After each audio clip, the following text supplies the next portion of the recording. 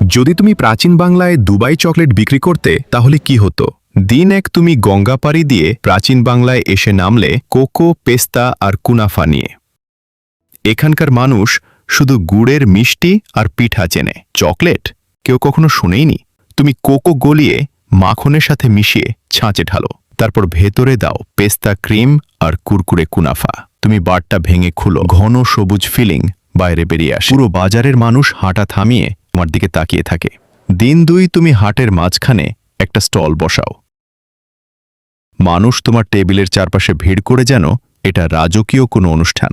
গ্রামের এক বয়স্ক লোক প্রথম কামড় দেয়।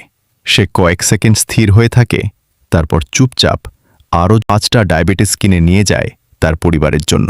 সূর্য ডোবার আগেই বাজারের অর্ধেক মানুষ চকলেট চিবাচ্ছে।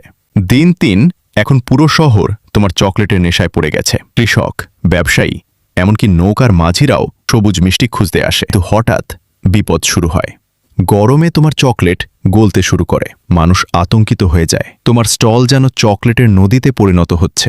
দিন 4 তুমি দ্রুত সমস্যার সমাধান খুঁজতে থাকো। মাটির হাড়ির ভেতর ঠান্ডা পানি আর ব্যবসায়ীদের আনা বরফ দিয়ে চকলেট রাখো। হঠাৎ চকলেট আবার শক্ত হয়ে থাকে।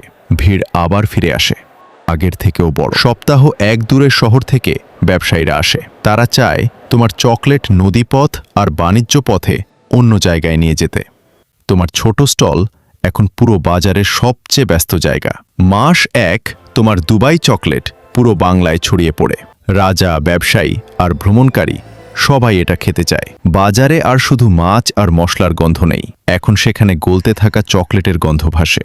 বছর 1 তুমি বাংলার সবচেয়ে বড় মোড়ো মিষ্টির কারখানার মালিক। প্রতিদিন হাজার হাজার চকলেট বার তোমার কর্মশালা থেকে বের হয়। তুমি শুধু চকলেট বিক্রি করনি, তুমি পুরো এক রাজ্যের মানুষের ডায়াবেটিস বিক্রি করেছ।